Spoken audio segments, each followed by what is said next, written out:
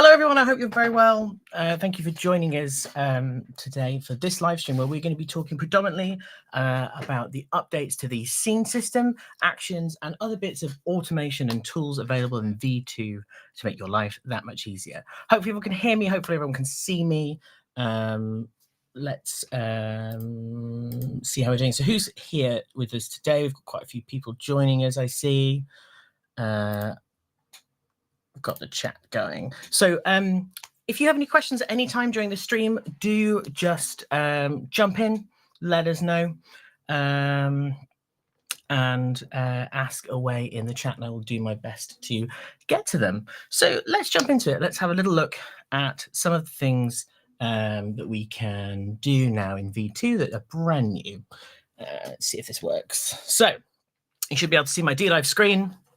And we're going to have a little look at the new queue system. So for users that have been with us for a little while, a lot of this will look really similar to the scene system that you're used to. And we've got a lot of the same options, but we've got some additional new ones. So as we look in this area of the screen, we can see that there's a new tab, and that tab is called Queues. And when we're working in a queue list, we can use this tab and the controls that are contained within to add new things to our queue list. So someone said, can you make it so a MIDI message is transmitted from the console when a scene is recalled? Yes, that is actually how it functions by default. So that is its standard behavior. So as we have a look through our scene system, we have a look at the queues here. We can see I've got some queues that are already saved. And if I go into my drop down, I can create a new queue list. And from our new queue list, I can go ahead and press add new. And once I've added a new queue to the queue list, I can do a number of different things to it. So I can give it a name, which is, pretty straightforward. I might call this one Go. So I've got my scene there called Go. And I can add a number of different sort of options to it. I can also do things like indent it and move it around on the queue list. I can give it a different queue number if I want to. I can also auto number. So if I add a bunch of queues, you can see here, I've got Go. This one might be first. And I might call this one second.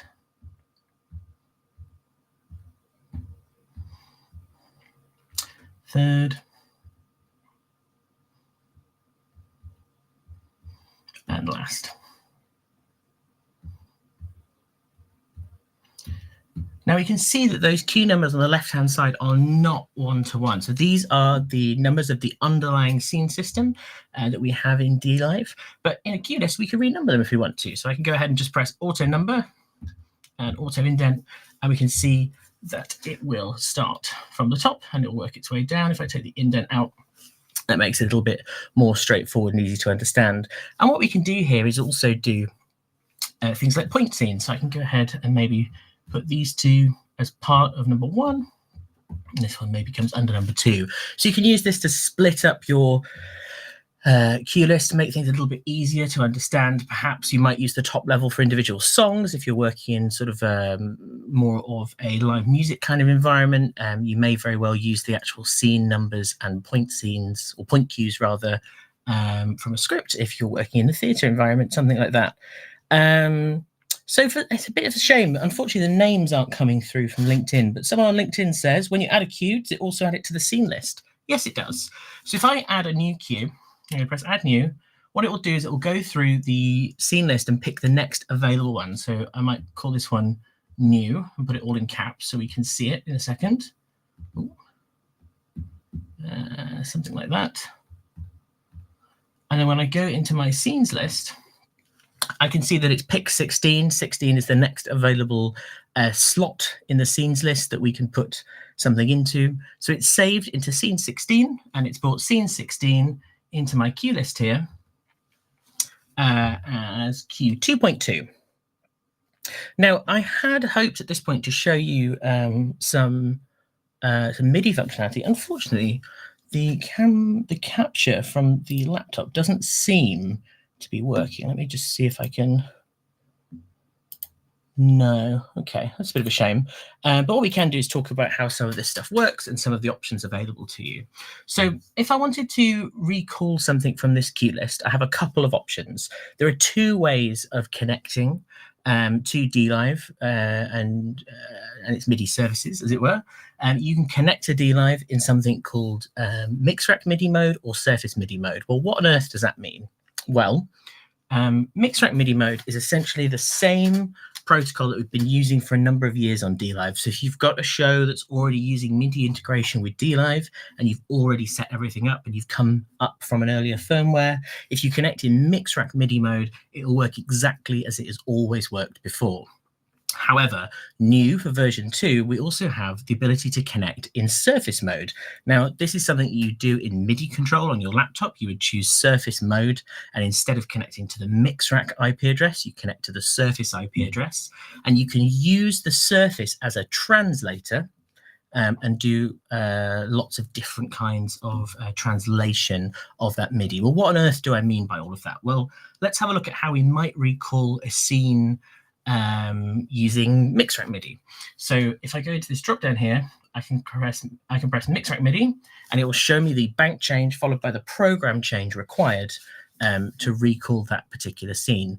Now, this is something that people tend to do in software like QLab, or perhaps you might have timed recall set up in a DAW, such as sort of like Logic or Reaper or something like that. So what you would do is you would create a cue in QLab, or you would create a MIDI item in one of those DAWs that would fire off a bank change message and followed by a program change. So in this case, if I wanted to recall my Go scene, I would fire bank 0 followed by program change 10. Now, in mix rack MIDI mode, these MIDI recalls are always tied to the scene. So it doesn't matter if I was to create a new cue list. Let's create another new cue list. I'm going to call this one, I don't know, sound. Let's give it a word. So if I go ahead and import some of those from my main scenes list, I could also import them directly from the other cue list if I wanted to. I could go into the cue list that I've just created, and I could also import this way if I wanted to. Now, when we have a look in our scenes manager, actually we want to be in the cue list, sound. Those bank and program changes are exactly the same. They will not change if I reorder the cue list. They will not change if I bring them into a new cue list. That's what mix rack MIDI does. So I have a question that's coming from LinkedIn. Do the MIDI messages also work in reverse? Are the bank and program change messages listed also the ones that are sent out? Yes, that's correct. So these are these work for both the way in and the way out.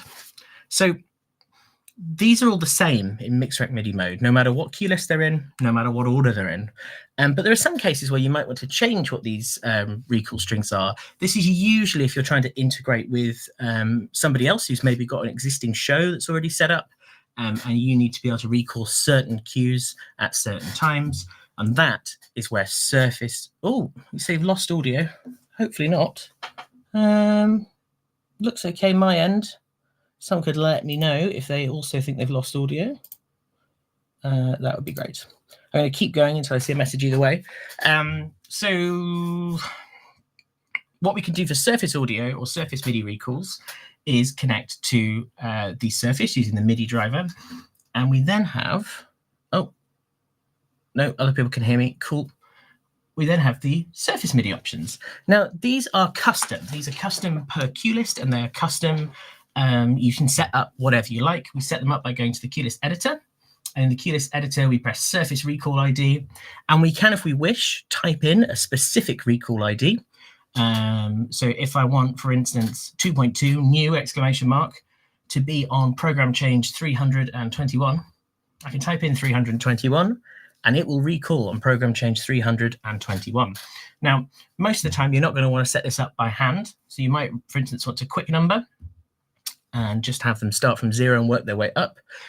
Or if maybe you've got blocks of scenes that have come from a different show, you might very well want to, I think we're all good. You might very well want to renumber just a selection of them. So I might want to renumber the last 3. And I need these to start from 87. I don't know. And that should, if I press apply, there we go. Auto renumber those. So when we now look in our cue list, we've got our surface MIDI selected. You can see the bank and program change for each of those when targeting the surface. Now, these will be different for each cue list. So if you've got different cues that need to be recalled on different MIDI strings for maybe different parts of a show, you can do all that configuration using surface MIDI. There are some shows that work that way. I think for a lot of people, they will always want, for instance, when they recall program change 2, for that to always recall the same scene. And if that's the case, if that's how you want to work, then you would connect in Mixrack MIDI mode. So hopefully that makes sense. Mixrack MIDI mode is the classic Alan Heath MIDI mode. So anything you've done on previous versions will still work in Mixrack MIDI mode. Surface MIDI is for translating those program changes and doing custom translations, custom configurations. So let's have a look at some of the other options we have in our cue list. So down here, we've got indent, like I mentioned before. So you've got these indented here with 2.1, 2.2. We also have skip go. So for instance, I knew in this particular show, quite last minute, maybe the guitar isn't going to be able to do the guitar solo you'd planned. Maybe something's gone wrong with it. Well, you can just go ahead and press skip go. This means as we're working through the cue list, let me put this on auto increment. As we're working through the cue list, it will just jump over the cue that we have skipped. Let's have a look at some of the other options that are available under here. So what do we have under scene options that are new? Well, we've got scene selected, surface selected scene follows external recalls. What on earth does that mean? If you are triggering the scenes on the console from an external device, maybe QLab, maybe a DAW, this means that the scene list will essentially follow. You'll be able to follow along and it will move which pointer is active. This is great if you've got a show that's maybe running to a certain time or something like that. Some people use scenes more as utilities. So you might want to have a device that recalls a certain mute or something that's saved in a scene. In that case, you don't want your whole cue list to move. So you wouldn't enable that option. What else do we have under here that's new? So we also have display MIDI recall string as hex.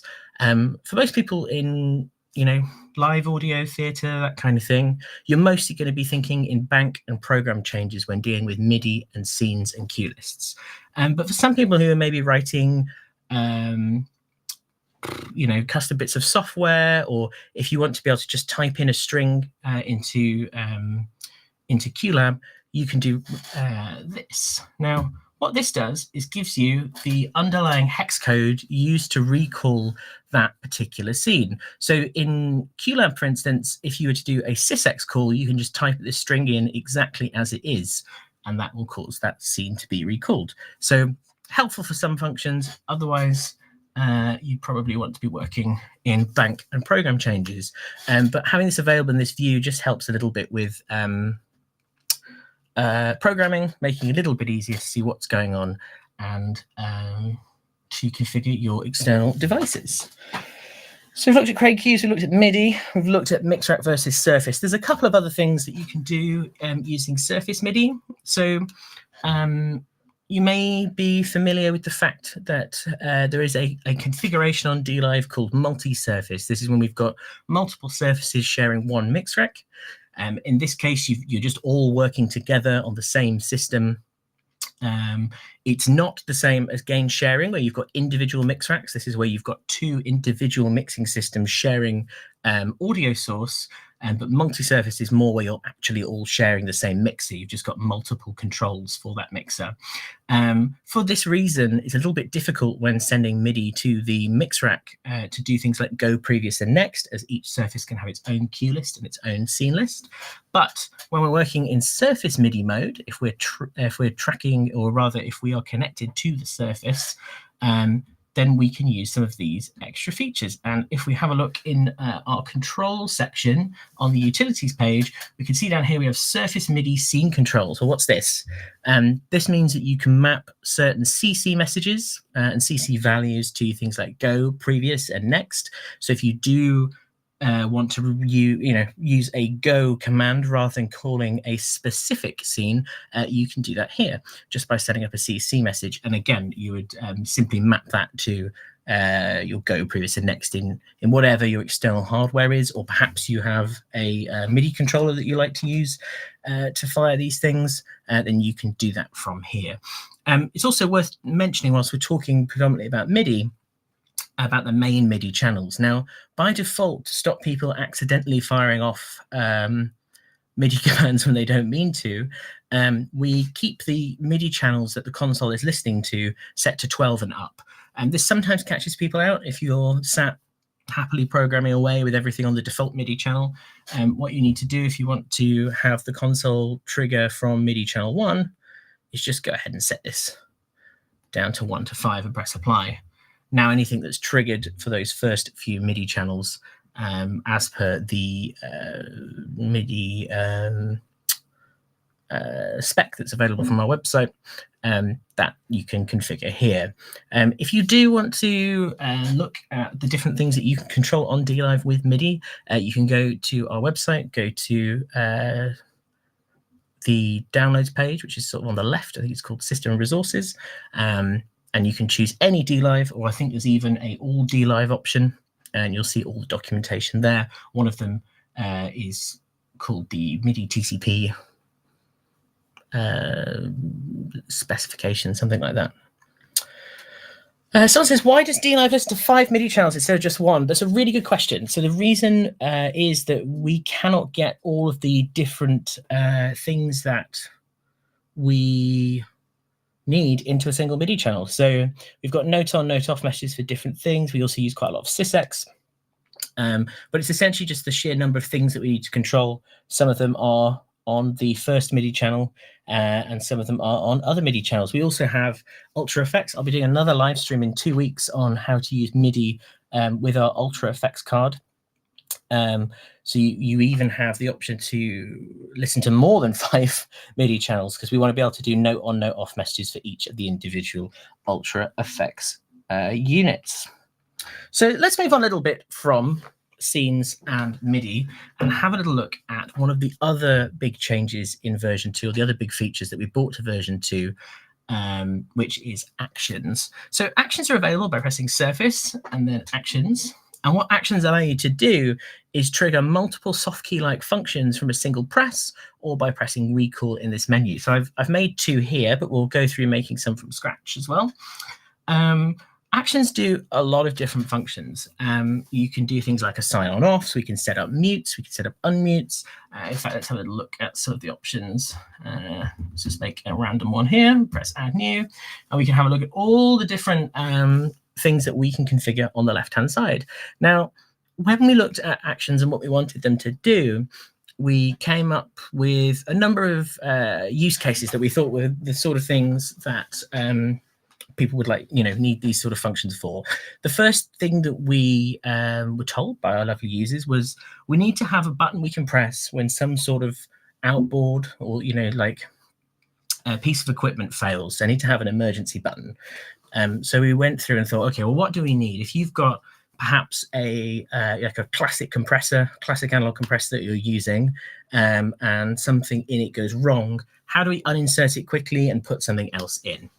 So let's have a look at that. Let's, for instance, set up on our vocal channel here.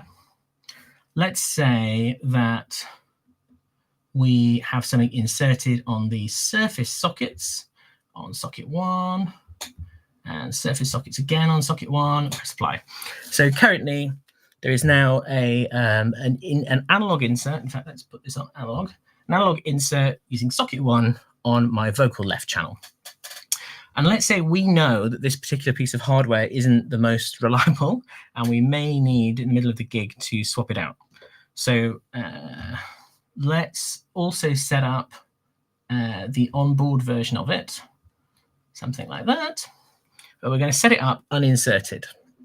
So we've got our analog insert. I don't know if I put it on A or B, on A. And we've got our deep modeling compressor. So if I go into actions, I'm going to create a new action. Delete this. Yes. I'm going to create a new action. I'm going to call it comp swap or something.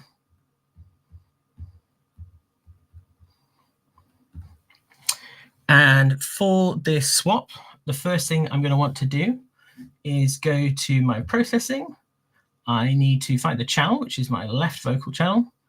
And I want to take my insert A. And in this case, we can just toggle it. We can just toggle it. And we're going to press apply. I'm going to add a second line. And I'm going to do the same thing again. I'm going to go to processing. I'm going to choose my left vocal channel. And in this case, I'm going to go to my compressor. Oh, left vocal channel compressor, toggle. OK. And now I can recall this from here. It's a little bit easier if I put it on a soft key. So I'm going to go to soft keys. I'll do it on the first one. So this function instead will be action recall. And it's going to be comp swap. I'm going to press apply. So now when I press my first soft key, which is going to be just slightly off camera, it's going to toggle between this compressor being in and this insert being, can you see at the top left there, it's insert out, insert in, insert out, and we can toggle like that. Now, in this instance, well, all I've had to do is those two lines, right? Two lines and they're both toggle. That's fine if we are always happy that this is going to be set up like that with one in, one out, because we could end up in a position, oh, I've pressed off it. We could end up in a position where somebody has managed to insert both. And in that case, it'll just do the same thing. It'll uninsert and insert like that. So we need to know the starting state if we're going to use that. If we want to be a bit more explicit, if we want to be a bit more, have a little bit more control over that, what we can do is go into actions and instead set up two actions. I can call, I'm going to duplicate this to start with. I'm going to call this out. And call this one in. So in this case, I'm going to comp swap in is going to be me taking the outboard compressor out. Instead of using toggle here, I'm going to edit this. I'm going to set this off because I want to set my insert off. And I want to set my deep compressor in like that. So off, on, and then this one will be on, off instead. It'll be the opposite way around.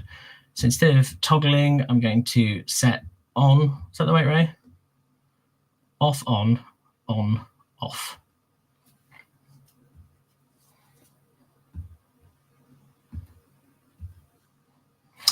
And what we can do in this case is instead of using a single shot soft key, I can go into my soft keys. On action recall, I can set this to toggle. So my first action will be to swap my compressor in, and my second will be to set the compressor out. This means it will run one action on the first press and a different action on the second press. This is really good if you're trying to do things that don't have like an on-off state. So let's say that maybe we wanted to do like a send level to like unity or -10 or something like that. You can set those states in your two actions. Actions also have the ability to send MIDI strings out of the console. So maybe if you needed to control some sort of third-party outboard or third-party device, you can have it send a different string on each press. So in this case, it doesn't matter what state these are in. I always get forced into like a known state when I press the soft keys. So if I press it this time, it's decided that I don't have the analog insert. I'm going to press it again, and you can see that the compressor has been taken out, or the software compressor, and the analog compressor has been put back in. So that's one of the functions we can do with actions, but we can do more complicated things. So let's have a little look. Hopefully this will be all right on camera. Let's have a little look at an action I built a little bit earlier. So in this instance, what we're going to do is take a channel out of the main left right. So in that case, and some in-ears mixes as well. Turn the track version of it on and take everything else out of our tech's ears so they can listen to this. In this case, I've chosen the bass channel. So let's have a little look at what I've done here. So I've got a action to call if the bass guitar failed for any reason, and another action to call when it recovers. So let's have a look. In my first function in the action, what I've done here is I've taken my bass channel and I've unassigned it from the 3 in-ear mixes that I have going on. And I've also unassigned it from my main left right. So that's my first function, is to unassign the analog or the real bass from everyone's ears except the techs and from the main left right. My second function is to take everything out of the techs in ears except the bass and the talkback. And my last action is to unmute the track bass in the main left right. So if we have a look on the routing page and I press my main left right or bass instead. So here's the real bass. And when I run this action, what's it done? It's taken the real bass out of all of those things. In fact, I've made a mistake actually. I can see here from the routing page that I have also inadvertently taken it out of my tech's ears, so we can go and fix this. So in bass fail, where I've assigned off, edit this one, set off to everything but the tech ears.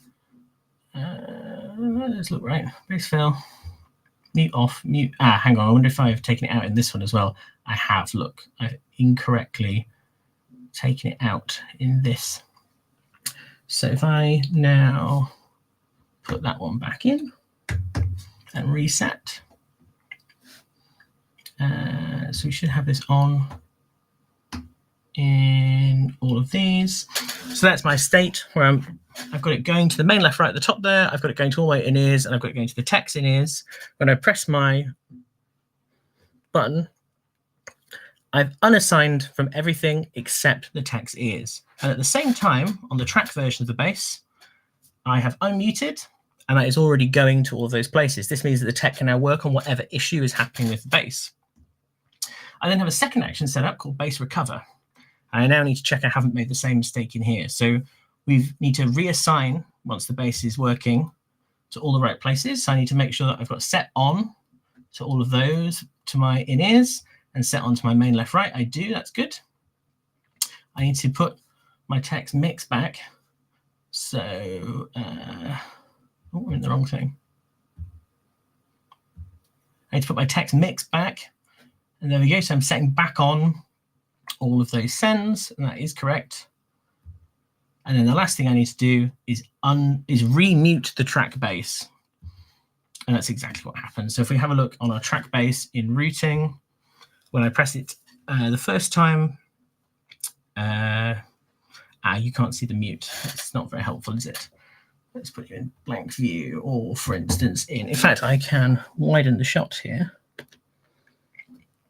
So we can see we've got our channels here, and we've got our real bass here, and we've got our track bass, which is currently muted. And so we're going into our fail state where the track bass becomes unmuted, and our recovery state where the bass gets sent back onto the main and the track bass becomes muted. So we could do some quite complex things with actions, and we can build up these groups of different functions to resolve really specific tasks. The whole point of actions is we know there are things that not everybody is going to need, and not everything that we make in the way we make it in terms of the different tools available on the console are going to solve every problem. The idea with actions is to give you the tools to build your own little functions, your own actions, your own scripts, if you were, to resolve these kind of niggles and these kind of problems. So we've got these toggles. That's what else we've got. For doing like set on, set offs. We know that a lot of people use actions for things like doing their own talkback groups, where they've got complex rules about during what part of what show, whose talkback should be going to whose ears, whether you need to talk to everybody in the band, whether there are a couple of artists in the band that don't need talkbacks in the middle of the show, all these kind of things, where you can build these complex lists, complex functions of different assign on offs and set them up with soft keys to your heart's desire. Does anyone want to ask me anything about actions before we get too far away from the actions point? And then we'll have a little look at channel libraries and how those work in V2. But actions can be used to build these like really complex functions or lists of functions to solve really specific tasks, whether that's pulling out outboard that isn't needed for a certain part of the song, or for a certain in an urgent situation. You can also use them to do more mundane things, like have a button that you press at the end of each song that bumps the main vocal up, maybe turns all the source expanders off, and mutes the verb for you, so that you just have one thing to do at the end of each song, so your artist can talk in between. Klaus says, any new actions in the pipeline? We are definitely keeping our eyes open to things that we might want to put in 2.1. It was very much the intention that actions for version 2 would be a start, and that we would do a few things to begin with. We would see how they were used, what kind of things people were doing with them, and take feedback before deciding what other actions to include. I'm not going to go through everything that we are planning right here, right now. It's very likely to change. We may find more interesting things in the meantime, but I implore you, if there is something that you would like to see in actions, please drop us a message. You can do that by going to our community, which is community.alan-east.com. That's our very own forum. Or you can contact us in the support team by going to support.alan-east.com and speak to us that way. Will actions also be introduced with other products like AHM? Very good question. So I look after dLive and Avantis. So that wouldn't necessarily be a question for me, but more than happy to pass that on to the AHM product manager and the product team. I am unaware of what their immediate plans are. Okay. So we've had a look at actions, we've had a look at scenes, but there are a couple of other features in V2 that I think are really worth talking about. And let's have a little look now at channel libraries. So if I was to take my bass guitar here, I don't think it's got any processing on, so let's build some processing. Let's pop 16T, and let's do some EQ.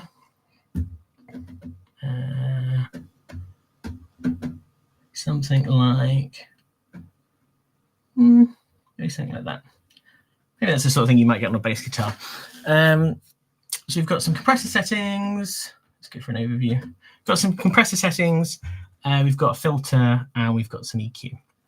And this, if I go on my routing page, we can see it's being sent at various levels to the drum IEMs, the bass IEMs, guitar, and tech mix. Oh, I see Samantha's actually in the chat. So Samantha's one of the team that looks after AHM. I'm sure she'd be more than happy to answer those questions. One of the other things I've spotted in the chat actually is, can we trigger actions from third-party MIDI equipment? Currently, no. However, we are keeping an eye on what we might like to do in the future in terms of triggering actions from other things. At the moment, you can trigger an action from the actions menu, and you can trigger an action from the soft key. But we might be looking at some other options in the future. So if we go to the overview page and I press the library button, I can store an input channel library. I'm going to store this, and I'm going to call it base 1. And we can see all the different things that are stored within base 1 on the right-hand side. Now, because I'm using a 1500 and a DM0, there isn't a real gain value associated with base 1, which is why those options are grayed out.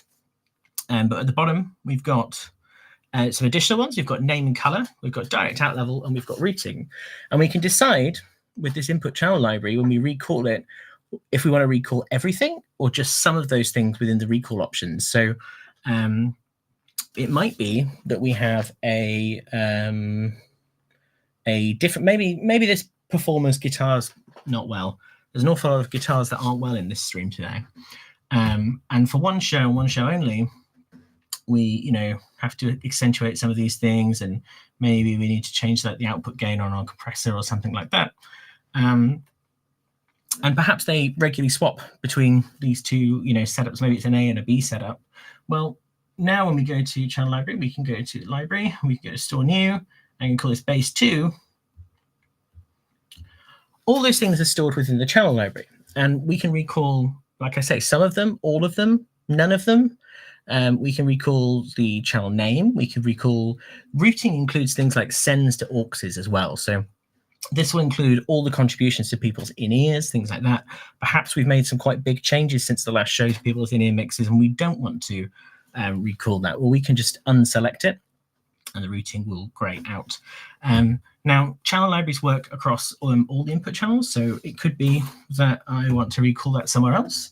Well, that's fine. I can go to channel 19 here, go to the overview page, and I can recall my base settings there if I want to. These can also be exported to USB and used in other shows if you so wish. If you're at the kind of level where perhaps you're coming across a lot of consoles, using festival patches and that sort of thing, you don't want to recall a whole show. Perhaps you might have a few key channels that you carry around on your USB drive where you want to recall the channel library. Well, that would be something the new version 2 channel libraries would be really handy for, because you can recall perhaps the name and the processing, but if they've got a different mix config, you won't want to recall all of the sends to the different buses. And I don't have a USB drive in here at the moment. However, first go here to channel library manager, and you can export all your channel libraries there if you want to a USB drive. Someone in the chat says, got here late, is this the new firmware? Yes, so this is dLive version 2.0. The most current version is 2.02 that's available on the website to download. Liam, who I've met a few times now, I think we last bumped into each other. Leads, possibly download. I'd love to see actions added to the soft rotary screen on the right-hand side touchscreen to be able to touch to recall. It's a really good idea. I think one of the other suggestions we've had that's sort of vaguely similar is being able to put actions perhaps on the view at the bottom, or like you say, on the rotaries on the right-hand side. Without having to leave the current page, I have to go into actions or scenes menu to recall something. Yeah, so at the moment, obviously, you can recall actions from a soft key if you want to. But if you've already used all your soft keys up, or if you've got actions that perhaps you don't use quite as often, it was download, then yeah, absolutely, we could look at some other ways of doing it. At the moment, for anyone that's just joining us a bit late, the two ways of recalling actions are by touching an action in this screen and pressing recall, or you can assign it to a soft key. By going to action recall, you can recall one action by using the recall option, or with toggle, you can have it call one action and then an alternate action. There's some confusion going on here because we've jumped back to actions. So libraries are recalled by going to the overview page for the channel, pressing the library key, which is just here on the left-hand side, or you can press it on the screen if you want to. And your libraries are available here to recall onto that particular channel. Now, channel libraries work, there's kind of two versions of channel libraries. We've got the input channel libraries. So this is all of the processing on that particular input channel, but also the contributions of that input channel to the different buses. Or if I go ahead and find an aux, I can go ahead and save someone's in-ear mix or something like that by going and doing the same thing. I'm going to go to the overview page of this particular bus. There's not an awful lot going on this page, you can see. But in this library, I can store new. I call this one drum, IEM. And again, I've got the option to recall some of this functionality or all of it. I can recall, if you've got a library that's, your standard, 58 rock vocal or something, you're not going to want to recall that name on the 4 channels that you've got. Otherwise, they'll all be called the same thing. But you might want to recall the rest of the processing from that channel library. If it's someone personal's in-ears, then you absolutely would want to recall the name and color. But if you're using perhaps a different RF system, you might not want to recall all of the EQ settings or the compressor settings. Juan Pablo says, is there a way to temporarily disable gangs? Not at the moment. Interesting request. I'd love to know what your thoughts are, or where that's come up for you. And we can look at that a bit further. So let's see if my laptop has magically started working again. It has not. Okay. So we've got We've had a little talk about scenes and the new cue list options. We've had a little talk about actions and the new options available under the actions menu. And we've also had a look at some of the new cue list options. One of the other things I would love to have spoken about today, but I will find a way of working it into my next live stream, is dLive preview mode, direct preview mode, my apologies. So direct to preview mode is the ability to connect dLive Director to a surface, make changes to scenes without affecting the live running of the show, and then push those changes in the background. And we'll have a look at that on our next stream. If no one has any further questions, I might think about bringing today's stream to an end. So if you do have any questions, now is the time to put them in the chat. Anything you would like to know about dLive version 2. A chap called Sunset Lodge Recording says, if you guys were able to add trims to talkback to mixes, that would be amazing. It's certainly something we've had requested before, and certainly something we will consider for the future. Oh, I've just realized who this is. Yes, do post it on the forum. So community.alan-heath.com is the place to go. Well, thank you so much for joining me. Hopefully that was still informative without the director side of the session. And we will be doing another one of these in 2 weeks on the 14th of November. This will be predominantly focusing on MIDI control of our Rack Ultra effects units. This will be sort of a deep dive in how to use some of the new vocal tune options, along with MIDI harmonizer, that sort of thing, along with a more general overview of the new effects available in dLive version 2 with Rack Ultra effects. I do have one question that's just snuck in here at the end. Scenes and cues. Is it possible with a global fade-in time? So you can have a crossfade time per cue if you want to. So it's not global for the whole, for every cue. You would set it on a per cue option. One more question snuck in there as well. I'd like to know how the effect vocal tune can tune the vocals separately, or do you need to add piano key? Thanks for answer. We'll talk about that in a lot more detail on our next stream. I think that's the best thing to do. Okay, cool. Well, thanks everyone for joining. I really appreciate it. Hopefully you found it informative and helpful. I hope you'll join me for my next live stream. In the meantime, if you do have any questions or you need any assistance with your A&H product, the best thing to do is to contact either your local distributor, who you can find by going to our website, or by going to our support team, which is support.alan-heath.com, where you can ask all your questions there. For anything that is more of a feature request, we do encourage people to use our forums. Whilst our R&D team will very rarely post there, they definitely all look there. So if you want to cut this through the system, if that makes sense, and know that your request is getting in front of someone from our R&D team, I really strongly suggest you do post to community.alan-heath.com. Thanks ever so much. I hope you'll join me on the next one. Bye for now.